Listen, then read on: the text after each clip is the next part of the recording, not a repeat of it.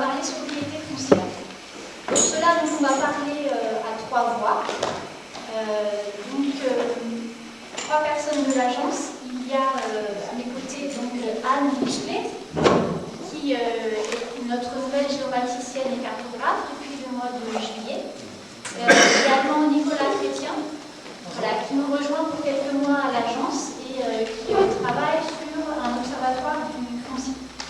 Donc, et moi-même, Christelle Barrier, qui suis chargée d'études de planification et urbanisme à l'agence.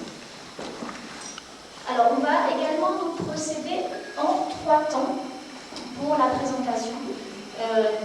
D'abord, vous faire comprendre et puis connaître ce sujet de la sobriété foncière. Ensuite, mesurer, puisque on le verra, donc la loi, on verra dans le 1, la loi nous dit qu'il faut mesurer à chaque fois, toutes les décennies. Et puis ensuite, on terminera par les outils pour agir concrètement et donc aller vers cette sobriété foncière. Alors, pour vous faire mieux comprendre, je vous propose d'imaginer que chaque ville ou village est une personne. Son enveloppe corporelle, son corps, ce serait son enveloppe urbanisée. Le développement urbain correspondrait à l'alimentation de la personne. Le PLUI, ou les 2 documents d'urbanisme, on pourrait considérer ça comme le régime alimentaire. Et puis, donc, pour veiller à la bonne forme de cette personne, l'équivalent du diététicien, donc ce seraient les urbanistes, accompagner donc les collectivités vers la sobriété foncière. Donc, urbanistes de l'agence, urbanistes de vos services des collectivités. Alors, le zéro artificialisation net, la loi qui est passée en août 2021, la loi climat et résilience, a intégré cette dimension dans le code de l'urbanisme en demandant d'arriver à l'horizon 2050 au principe de zéro artificialisation nette. Donc, elle demande un régime très important au territoire. Maintenant, on ne va pas demander de changer complètement ce régime alimentaire du jour au lendemain, parce qu'on sait que ce n'est pas facile. Donc en fait, la loi prévoit un régime progressif jusqu'à 2050. En partant d'août 2021, le principe c'est de faire attention à la manière dont on va consommer du foncier en réduisant de l'équivalent de au moins 50% par tranche de 10 ans. Ce qui nous mène donc avec des paliers 2030-2040 jusqu'au zéro artificialisation nette en 2050. Et pour cela, juste pour revenir un peu sur pour cela, la loi nous dit qu'il y a une décennie à prendre en référence pour la consommation du foncier, qui est ce qui s'est passé au niveau consommation du foncier entre 2011 et 2021. Savoir combien d'hectares on a consommé sur cette période, et c'est ce qui permet de faire le calcul tous les 10 ans pour arriver au 0 hectare net en 2050. Alors, en 2050, 0 hectare net, ça ne veut pas dire qu'on n'a plus du tout le droit de consommer des fonciers agricoles, naturels ou forestiers. Ça veut simplement dire qu'il faut arriver à un poids d'équilibre. Donc, concrètement, si on a envie de faire un écart pour se faire plaisir, parce qu'on n'a pas la possibilité d'urbaniser au sein des espaces déjà existants, si je consomme, eh bien, je dois compenser. Donc, compensation foncière pour arriver à cet équilibre du zéro net. Alors, au niveau de l'application de cette loi, la loi dit que les territoires, dans leurs plans locaux d'urbanisme, PLU et PLUI, doivent le mettre en place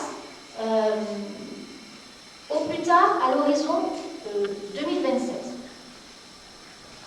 Et les PLU sont en dernière position dans ce calendrier, parce que la loi, elle dit qu'on va faire une mise en compatibilité, une intégration de cette sobriété foncière dans les documents de planification en cascade.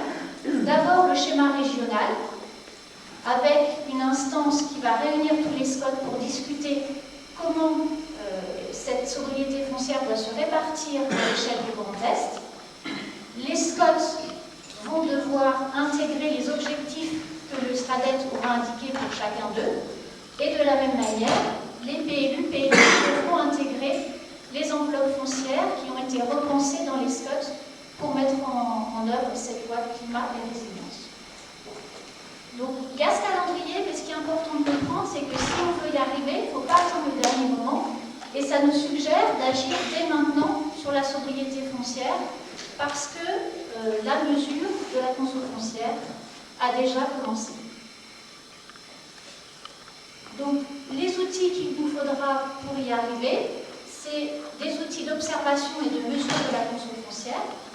Ensuite, déjà essayer d'éviter la consommation, de réduire la consommation foncière.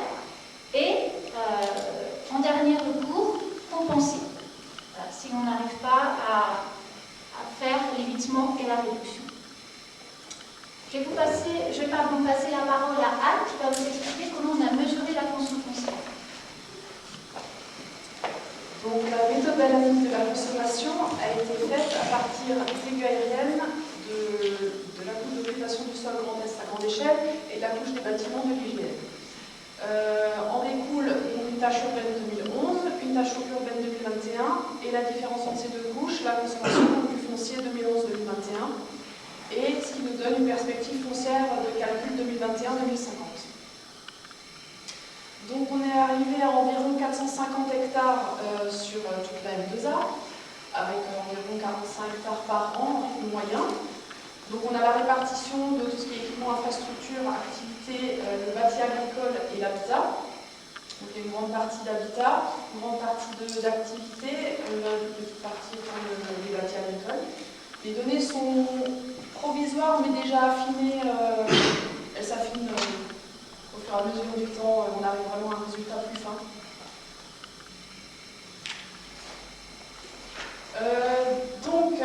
Les éléments en parallèle de la consommation, donc pour les 450 hectares du territoire, on a une augmentation du nombre d'habitants, donc sur la période 2011-2019, on a une augmentation du nombre de logements et une diminution de l'emploi. Donc ce qui nous donne une évolution sur la partie droite de ces quatre éléments. Et quelques ratios du nombre de mètres carrés par habitant et par logement. Donc la mise en perspective de la consommation par rapport au SCOT et aux PLU qui sont en vigueur.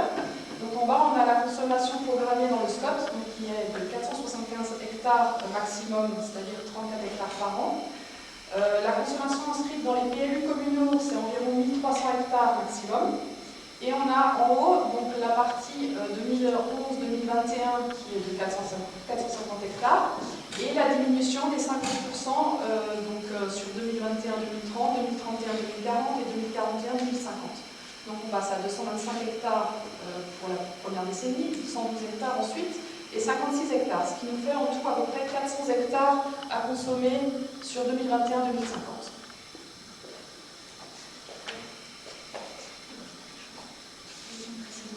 Donc, cette analyse, on ne l'a fait que sur le périmètre de M2A, et donc quand on parle du SCOT, on parle du SCOT de la région toulousaine, qui sont sur le même périmètre, c'est-à-dire que le PLU intercommunal qui va se mettre en place sur M2A aura le même périmètre que le SCOT.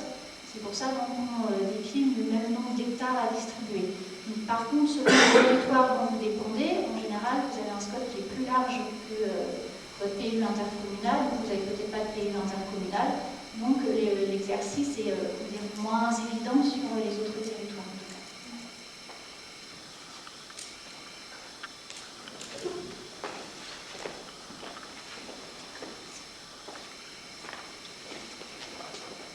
Je vais poursuivre alors donc, la sobriété foncière pour arriver donc, à faire ce régime foncier important sur nos territoires. On l'a vu sur M2A, ça va être une réduction importante par rapport à ce qu'on voit dans le document d'urbanisme actuel. Il y a plusieurs outils possibles qui sont à l'échelle de l'observation, à l'échelle de la réglementation des PLU, des SCOT, et puis à l'échelle des opérations foncières, de l'opérationnel. Alors, à l'agence, on a contribué à une publication des agences d'urbanisme du Grand Est qui a permis de compiler l'ensemble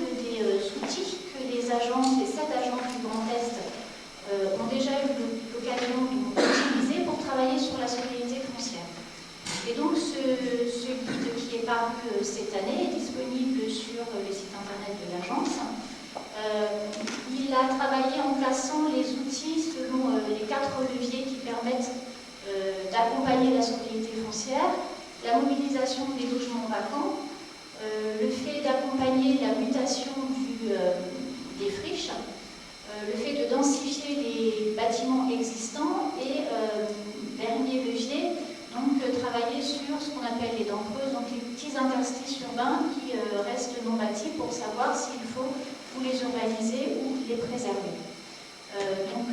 Cette publication présente en tout 18 outils déjà utilisés par les agences et qui sont présentés sous forme de fiches de manière à pouvoir vous permettre, si ça vous intéresse, d'avoir les contacts et les liens pour aller creuser ces outils-là. Je vais passer la parole à Nicolas qui va vous parler donc, juste avant, passer la parole à Nicolas, un exemple justement d'outil qui est dans le guide. C'est un observatoire, un atlas des friches qui a été fait sur la Lorraine et donc qui permet, via un outil qui est interactif, de retrouver sur une carte l'ensemble de l'inventaire des friches qui a été fait sur la région Lorraine. Et pour chaque friche, elle est en lien avec la friche qui est cartographiée. Donc, ce qui permet d'avoir une information, une fiche d'identité des friches avec les caractéristiques du site, les enjeux sur ce site et ses possibilités de mutabilité. Donc ça, c'est un exemple d'outil interactif intéressant. Et Nicolas va vous présenter après celui que l'on a créé sur l'Observatoire du foncier. Simplement, deuxième outil quand même dans ce guide, un de ceux que l'agence a mis en place, qui commence à dater un peu, mais c'est un guide pratique de mise en œuvre du programme local de l'habitat, PLH, qu'on avait fait sous forme également de fiches outils, 35 fiches outils, classées selon 5 thèmes qui permettent d'aller vers la production de logements. Et pour rester en lien avec ce sujet de la sobriété foncière, le premier volet de ce guide était sur les outils de mobilisation du foncier. Le second aussi des outils pour réglementer le foncier dans les documents d'urbanisme et par la fiscalité. Et encore donc d'autres leviers, l'urbanisme opérationnel, qui sont également intéressants pour mettre en œuvre la sobriété foncière. Alors, Nicolas, tu peux nous présenter l'outil foncier? Bonjour, mesdames et messieurs. Alors, comme l'a rappelé Mme Barbier, la loi climat et résilience qui a été votée l'an dernier vise l'objectif de zéro artificialisation nette en 2050 par famille et par décennie. Et elle demande la mise en place d'un certain nombre d'outils, en particulier des observatoires. Alors, elle demande 3 observatoires, un observatoire de l'habitat, un observatoire du foncier et un observatoire des activités. Dans ce cadre, l'AURM a pu prendre en main, préparer la création d'un observatoire, qui est un développement assez important. Alors, un observatoire, c'est une base de données qui vise sous forme consultable, par exemple sous la forme d'un atlas ou sous la forme, comme on va le voir, d'une application interactive. Donc c'est assez compliqué, puisqu'évidemment ça demande de gérer un certain nombre de données éparses, de compétences variées, et pas toujours concordantes, que ce soit sur les périmètres, sur les dates, ou encore sur la qualité tout simplement de la donnée. Donc pour préparer ces 3 observatoires qui vont être assez complexes à mettre en œuvre, l'AURM a décidé de faire un premier test, un premier galop d'essai sur l'observatoire du foncier, qui est le sujet qui nous intéresse aujourd'hui, et de créer une petite application de suivi de la consommation foncière sur la décennie 2011-2021 qu'on vient de voir, que je vais vous montrer si j'arrive à parler. Voilà. Donc, voici par exemple une capture d'écran du premier jet de cette application qui sera mise à disposition des collectivités de l'agglomération. Ce qu'on peut voir à gauche, par exemple, c'est une vue générale. Donc, les tâches que vous voyez ici, grise principalement et un petit peu rouge, représentent les tâches urbaines, c'est-à-dire les périmètres de consommation foncière. En gris, on a le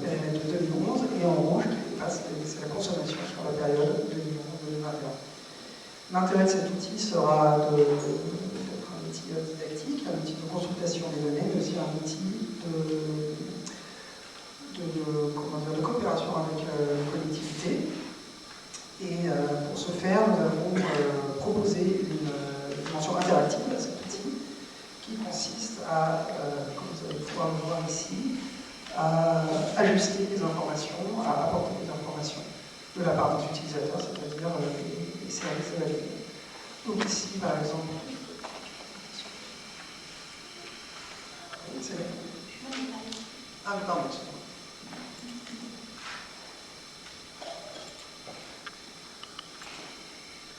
Voilà. Merci Christelle. Voilà. Donc, je vais vous présenter ici un premier jet de cette application, mais qui donne une idée déjà, je pense, assez fidèle de ce à quoi elle pourra ressembler par la suite. Voici, donc là, le but d'un observatoire est évidemment d'avoir un coup d'œil de vue d'ensemble sur un territoire. Comme vous pouvez constater ici, on peut voir toute la métropole, toute l'agglomération de Mulhouse, M2A. Si je choisis de zoomer un petit peu, par exemple, par ici, je peux voir ici la consommation foncière que nous avons. En gris, donc 2011, en rouge, ce qui a été consommé entre 2011 et 2021. Ici, nous avons IKEA, par exemple. Ici, c'est le parc du Golfe. Voilà. Un certain nombre d'informations complémentaires est nécessaire à la compréhension sont disponibles sur l'observatoire. Par exemple, les lignes bleues que vous voyez ici définissent les secteurs du PLU. Donc là, si je zoome, voilà. Donc, on peut voir les secteurs du PLU et ce qu'on dit là, N, etc. Voilà. Vous avez à disposition plusieurs flowcards, comme dit Christelle, c'est-à-dire ici on a une vue assez sobre pour voir très facilement les informations, mais si vous voulez mieux vous repérer, vous pouvez bien entendu basculer sur une vue aérienne. Et vous avez également la possibilité de modifier les affichages pour mieux accéder aux informations, pour mieux voir. Par exemple, si vous voulez mieux voir les objets PLU, vous pouvez enlever les tâches urbaines. D'autres informations sont également disponibles. Alors, je vais vous montrer notamment le parcellaire qui peut être très utile, évidemment, en cas de la question de la consommation foncière, puisque ça permet de distinguer les zones, les parcelles précisément qui vont être consommées. Donc, petit temps de chargement, parcellaire. Voilà, donc on peut distinguer toutes les parcelles cadastrales de l'agglomération. Ça permet d'ajuster la consommation. Et enfin, la consommation foncière qui est ici. Donc, enfin, vous pouvez ajouter, comme c'est un outil interactif, les utilisateurs du petit, à savoir les collectivités, pourront ajouter des informations complémentaires, par exemple, émettre des annotations sur un projet que nous n'aurions pas référencé dans la consommation foncière, ou au contraire, à l'intérieur d'une tâche déjà consommée, indiquer un espace qui a été renaturé, par exemple. Alors là, je voudrais vous montrer ici un tel exemple. Voilà, donc ici à Bervillers, par exemple. Ouais, je vais penser.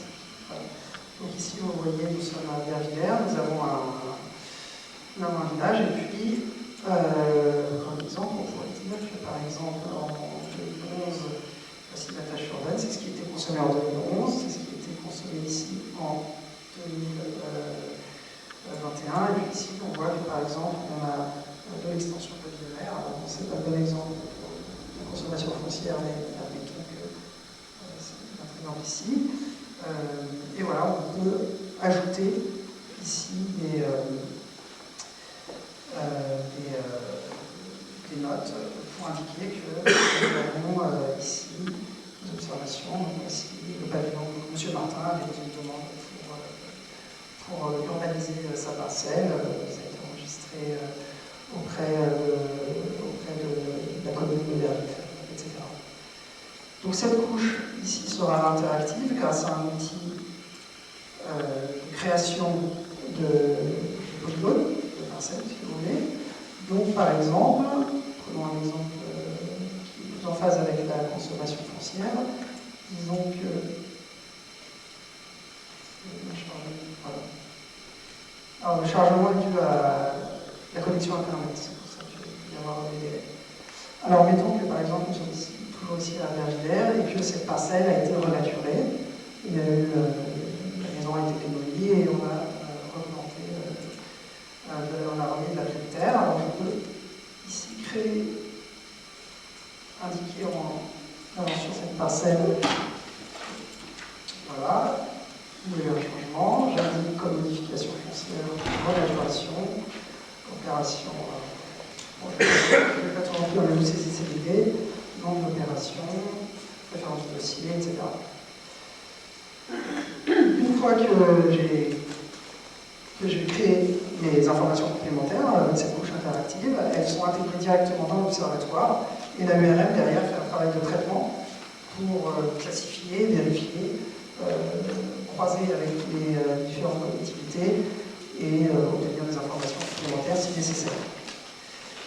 Cet outil est amené, alors pour l'instant vous avez un certain nombre de couches d'informations comme vous avez pu le voir ici, mais cet outil est amené à évoluer, c'est une première version comme on l'a dit, et nous intégrerons progressivement des informations complémentaires et nécessaires à l'observatoire.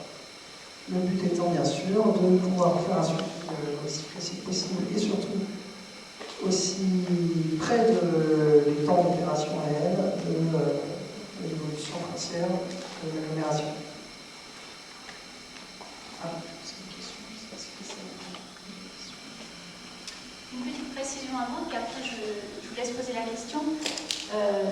Oui, donc vous dire que cet outil, là, on a essayé de le mettre en forme à partir de cette analyse de la consommation foncière qu'on a faite. Mais l'idée, c'est d'utiliser cet outil pour d'autres études foncières, notamment en cas du plan local d'urbanisme, pour le relevé du potentiel de densification. Donc, de la même manière, on va faire un travail automatique avec nos bases de données. On va faire une expertise aussi en fonction de notre connaissance du terrain, mais qui est assez lointaine par rapport à celle des communes. Et donc, il y aura une étape où, avec cet outil, on pourrait donc demander aux communes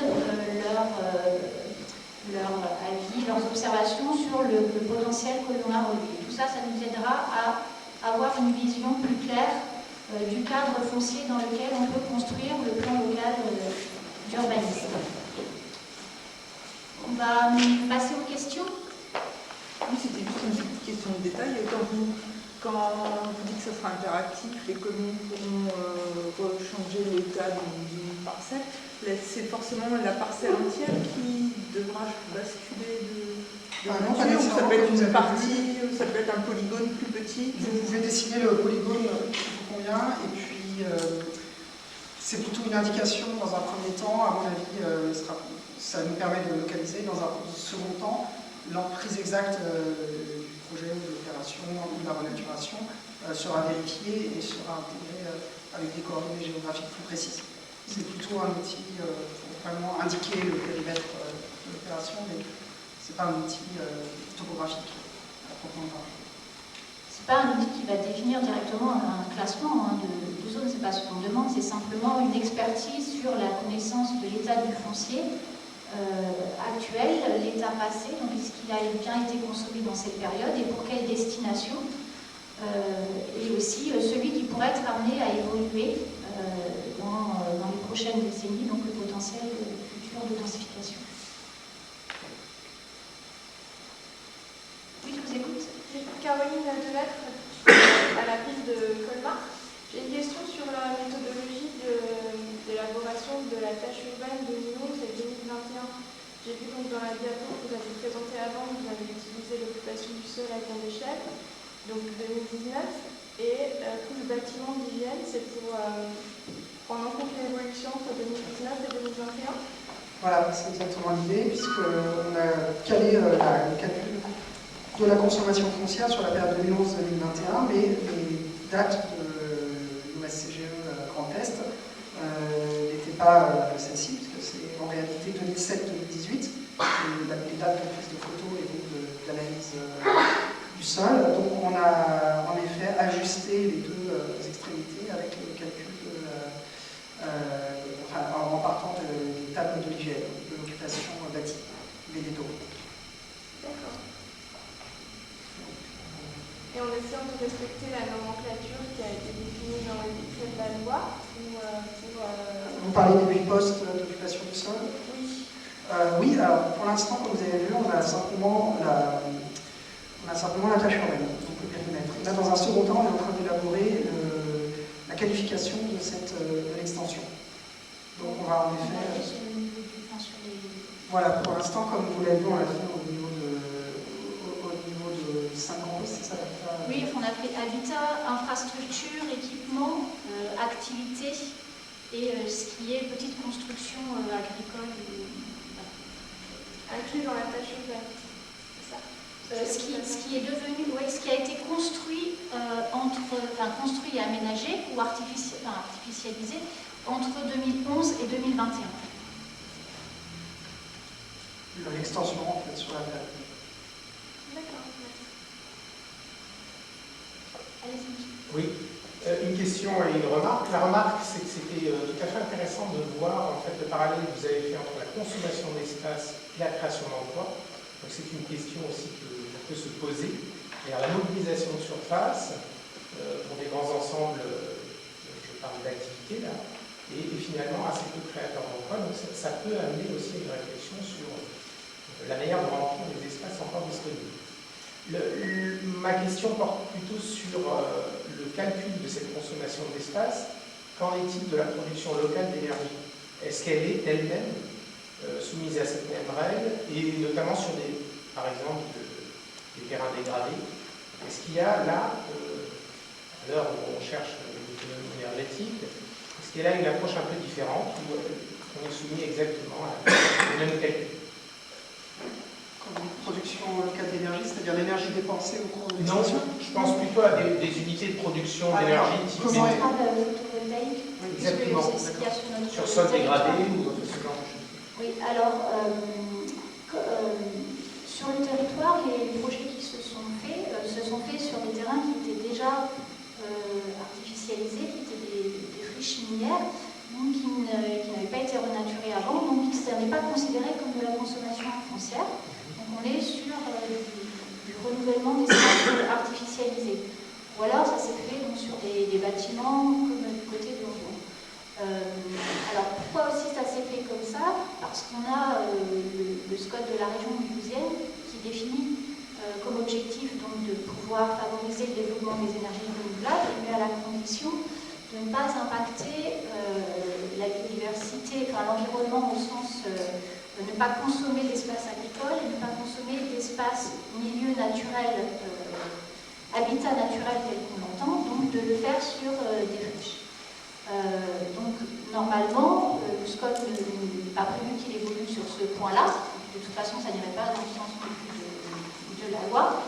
Donc normalement, même sur le suivi de la consommation foncière future, on n'est pas censé trouver des équipements du type centrale photovoltaïque dans l'objet de ce qui a été consommé. Alors, ça n'est pas que les centrales photovoltaïques, hein, mais ça, on pourrait imaginer des méthaniseurs, ce genre d'installation qui finalement consomment évidemment de l'espace, mais qui sont utiles au territoire. Alors, dans le premier exercice qu'on a fait, donc l'analyse de la consommation foncière 2011-2021, il est demandé de simplement comptabiliser la perte d'espace agricole, naturel et forestier et pas de faire une analyse au regard, pas disons la balance positive-négative pour l'environnement des projets. Vous voyez ce que vous dites que certains sont peut-être favorables à l'environnement. Est-ce qu'on doit les comptabiliser de la même manière qu'un parking? Voilà, oui. Pour le moment, c'est comptabilisé pareil. Sauf que finalement, ce que vous dites, la démarche intellectuelle de dire ça doit être favorable à l'environnement et pas contre-productif, c'est ce qu'a fait le SCOT en mettant cette orientation de dire on ne le fait pas au détriment d'espaces forestiers, d'espaces naturels et pas non plus agricoles. Donc c'est traité par le cadre réglementaire qui a été fixé et pas par une pondération dans la mesure de la consommation. Voilà, beaucoup de doigts. Juste une réponse par rapport à la question des emplois. En fait, on peut faire dire aux chiffres ce qu'on veut dans le Valos Mendoza. Aux chiffres qu'on veut, donc les emplois, effectivement, globalement, on constate une diminution. On se dit, ça sert à quoi de faire des zones d'activité? Les emplois, notamment sur la génération du ont beaucoup diminué par rapport à l'importance, notamment de PSA, qui a plutôt reflué, on va dire, sur la dernière décennie. Donc, en l'absence de création de zones d'activité, on pourrait se dire que le bilan serait encore beaucoup plus largement déficitaire. Donc, il n'y a pas de lien direct entre la consommation d'espace et la régression de l'emploi. Je vais juste réagir là-dessus. On peut faire dire aux chiffres beaucoup de choses. Sur l'habitat, c'est pareil. On peut dire, bon, on a produit de l'habitat, il y a eu une ménage de plus. Mais en même temps, la vacance a augmenté. Oui, la vacance a augmenté. Mais en même temps, si on ne produisait pas d'habitat neuf, les gens ne trouveraient pas de réponse en termes de qualité d'habiter par rapport aux critères qu'ils ont aujourd'hui. Donc, il faut produire du neuf, il faut renouveler, il faut densifier, il faut créer des zones d'activité et il faut densifier, renouveler le tissu. Je crois qu'il faut marcher sur plusieurs pieds à la fois, mais opposer, on va dire, création d'emplois et extension de zones d'activité, ça me paraît dangereux. En tout cas, ça mérite une analyse fine. En tout cas, ça mérite une analyse fine et on va dire qu'on ne peut pas se limiter à quelques chiffres sur un tableau. Alors, beaucoup de doigts sont levés. Je vais commencer par la gauche. Brigitte Daranda. Oui, je voulais savoir si la loi précisait ce qu'on pouvait comprendre dans la compensation. Si on a consommé, qu'il faut compenser. Si on a consommé trop aussi, qu'il faut compenser. Qu'est-ce qu'il y a sous la terminologie compenser? Alors, sur compenser, il n'y a pas une définition de compensation. Par contre, il est défini ce qu'est la renaturation, enfin, les types d'espaces qu'on peut considérer entrer dans la compensation. La renaturation d'un sol ou désartificialisation consiste en des opérations de rétablissement ou d'amélioration de la fonctionnalité d'un sol. Ça doit avoir pour effet de transformer un sol artificialisé en un sol non artificialisé. Cette compensation est mise en œuvre dans les zones de renaturation identifiées dans les SCOT ou dans des OAP, donc les orientations d'aménagement et de programmation, donc c'est dans les outils PLUS. Donc c'est vraiment la qualification, la fonctionnalité du sol qui va être le critère premier. Voilà. Après, il y a une nomenclature aussi de ce qui est considéré comme un territoire artificialisé, ce qui n'en est pas un. Pour le moment, dans cette nomenclature, des parcs urbains sont des espaces artificialisés. C'est une certaine artificialisation. Ce qui va entrer aussi dans la balance plus tard, c'est qu'on va on va considérer ce qui est perméable et ce qui est imperméable. Donc, dans les espaces artificialisés, il y en aura des très perméables, comme des parkings, des bâtiments. Il y aura des espaces plus imperméables, comme les parcs urbains ou les terrains de sport. Les autres doigts.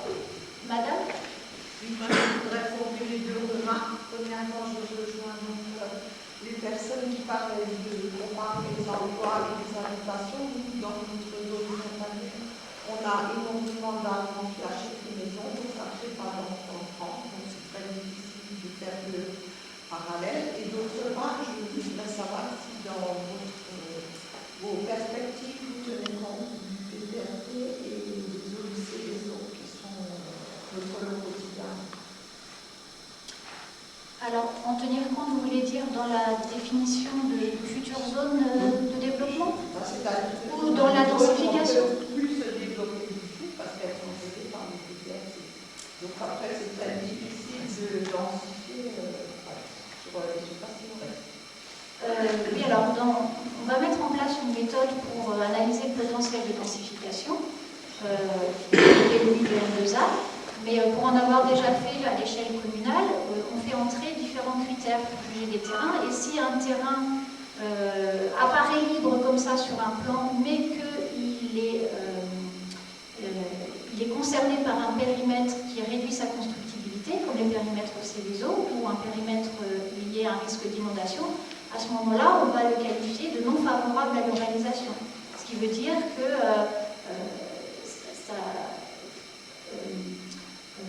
on aura une vision réelle de la capacité d'aménagement des terrains et on ne va pas simplement compter tout ce qui est vide. Donc normalement, on peut considérer ça dans les critères pour relativiser le nombre d'espaces réellement mobilisables dans la tâche urbaine et à ce moment-là, si on voit que c'est très contraint, pouvoir justifier d'avoir des surfaces en extension sur des espaces agricoles parce qu'on est sur une commune contrainte. Ça peut être un des éléments de justification. Cathy Guillaume. Juste une remarque, ça serait justement intéressant d'avoir cette superposition d'informations dans votre outil là, que vous avez développé. Alors on le prévoit effectivement, mais plutôt sur environnemental, risque, etc. On pourrait tout de suite voir justement les terrains qui sont concernés par des enjeux, quoi, en fait. Alors c'est ce qui est prévu, mais pour justement l'analyse du potentiel de densification, là on n'a pas jugé, nous pour le moment, utile de le mettre sur l'analyse de la consommation foncière. C'est plutôt pour la prospective, donc pour voir pour le futur. Mais effectivement, donc, les informations concernant les risques et les informations concernant tous les enjeux aussi de paysage, d'environnement, pourquoi pas de patrimoine. Donc, et la réalité aussi de la desserte par les réseaux. Monsieur Pompier ?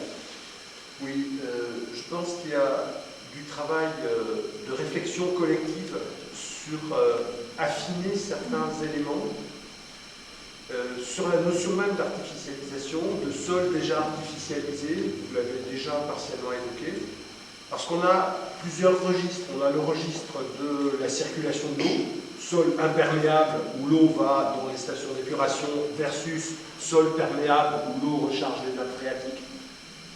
Donc déjà, si on gagne là-dessus, si on transforme un parking imperméable qui se déverse dans les égouts en parking perméable où l'eau entre recharge la nappe, on a un vrai bénéfice, mais il est différent du bénéfice, par exemple, d'une dynamique végétale.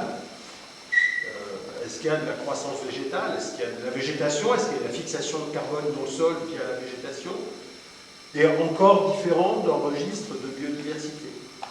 Avec parfois des situations paradoxales. Par exemple, on a des sols anciennement artificialisés, des terrains anciennement artificialisés, je pense à certaines friches minières, on peut penser à des voies ferrées désaffectées, ça finit par faire des kilomètres de ballast, sur lesquels il y a une renaturation spontanée. Vous voyez à Vauvillers des bouleaux de 30 ans qui poussent entre les cailloux du ballast d'une voie ferrée qui n'a plus servi depuis 30 ans. Comment est-ce qu'on considère ça? Alors il y a des réponses administratives, réglementaires qui ont été fournies. Je ne vais pas prendre le risque de dire que le règlement français a laissé un truc dans le flou. La réglementation prévoit tout. Par contre, est-ce qu'il y a une marge de manœuvre? Est-ce qu'on peut ajuster certaines choses?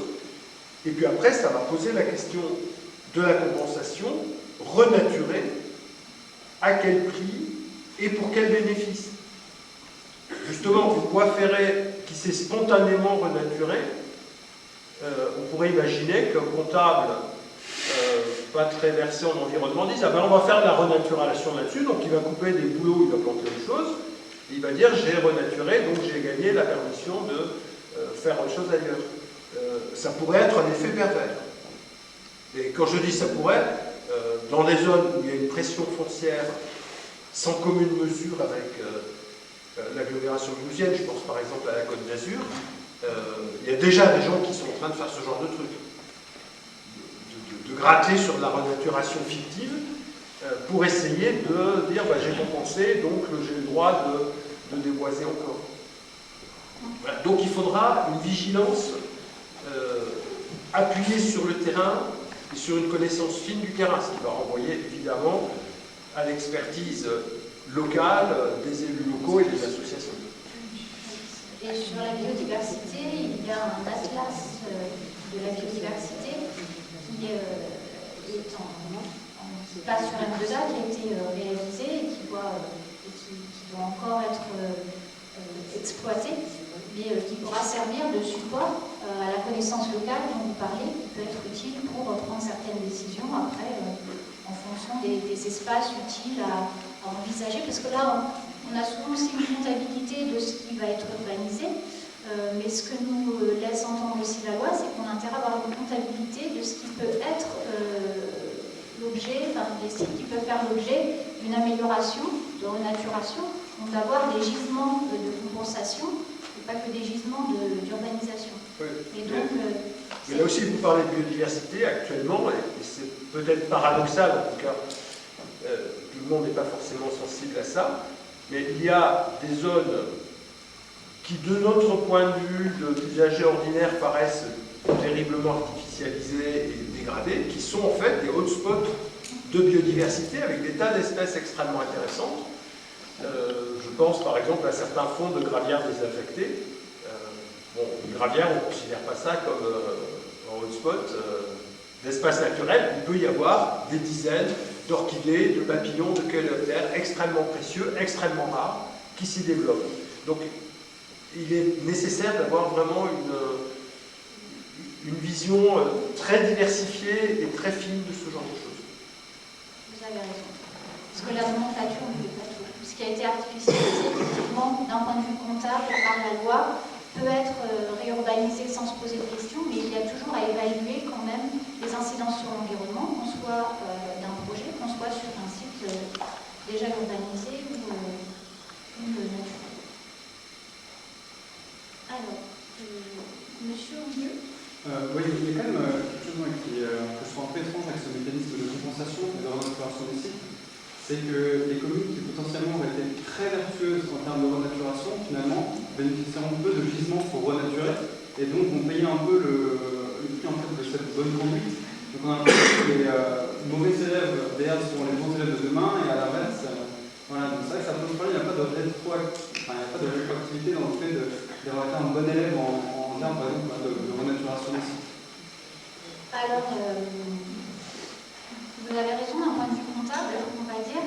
Je dirais que si on parle de volume consommable, de volume renaturables, effectivement, ce qui s'est passé avant peut impacter ce qui restera possible à faire. Je dirais deux réponses à ça. Quand on est obligé de fonctionner à une échelle d'une seule commune, forcément la comptabilité va être compliquée dans ce cas de figure. C'est tout l'intérêt aussi des démarches intercommunales et de pouvoir gérer l'urbanisme à l'échelle communale dans un PLUI, de manière à se dire que l'équilibre qu'on doit trouver, si c'est 50% de réduction, on peut le trouver à l'échelle de tout un territoire en tenant compte des spécificités et qu'il y ait une solidarité intercommunale entre des communes qui ont plus de sites potentiels, que ce soit pour urbaniser ou au contraire pour compenser. Voilà. Et puis, deuxième élément de réponse, j'ai envie de dire que tout ce qui a été fait avant n'est pas perdu, parce que je me dis que ceux qui ont été vertueux, ils ont déjà ce retour d'expérience et cette capacité à savoir faire et savoir qu'on peut y arriver, que ceux qui n'ont jamais fonctionné comme ça va être plus dur pour eux. Donc même si ils ont, je dirais, entamé leur pactole, on va dire, ils ont un cran d'avance quand même intellectuellement sur le savoir-faire. Monsieur Mignari ? Oui, je voulais revenir sur les chiffres que vous avez présentés tout à l'heure sur votre diapo, sur la consommation foncière 2011-2021, et puis les perspectives au niveau de M2A. Vous aviez un chiffre qui était de 1300 au niveau des PLU, et on a un écart quand même assez important avec les orientations du SCOT, quasiment x3. Oui, alors, donc le point de vigilance, c'est pour ça qu'on donnait provisoire, on a besoin de faire beaucoup de vérifications. C'est 1300 hectares environ, c'est un calcul très géomatique, donc automatique. Il faut savoir qu'il y a beaucoup d'espaces qui sont des espaces parfois boisés, qui sont classés zone U, parce qu'on a simplifié des périmètres. Donc qui pourraient être théoriquement urbanisables, mais qui ne se sont pas urbanisés depuis des années et qui ne sont pas forcément prévus. Il y a parfois tout simplement des rivières qui traversent les villes et les villages, qui sont inclus dans la zone urbaine, mais je veux dire, on sait qu'on ne les urbanise pas. Simplement, dans notre comptabilité, puisque c'est un calcul sur la base de couches géomatiques, ça ressort. Et donc il y a beaucoup je dirais, de nettoyage qu'il y aura à faire au moment où on va définir les zones du PLUI, du M2A, de manière à pouvoir dire, c'est un corridor qui traverse un village, et quand vous mettez U sans faire attention, là on peut le classer N. Et comme nous on a interrogé tout ce qui était classé U ou A urbanisé, AU, qui dépasse de la tâche urbaine, on se trouve avec des espaces de ce type-là. Voilà. Et sinon, voilà, vous voyez dans la répartition, il y a la moitié qui sont en zone U, mais oui. Voilà. Il y a parfois aussi des terrains familiaux type jardin ouvrier, vous voyez, qui n'ont pas forcément un classement naturel. Mais de fait, ils ne sont pas urbanisés, ils n'ont pas cette vocation. Écoutez, on a épuisé les questions. Merci pour votre écoute. Je peux vous annoncer le prochain événement organisé par l'agence d'urbanisme. Ce sera une matinale qui aura lieu le jeudi 20 octobre à 8h à la CIL, comme d'habitude. Et le sujet, ce sera nouveaux modes d'habiter, micro-habitat et tiny house. Ce sera Jennifer Kate qui va présenter la matinale ce 20 octobre. Donc n'hésitez pas aussi à venir.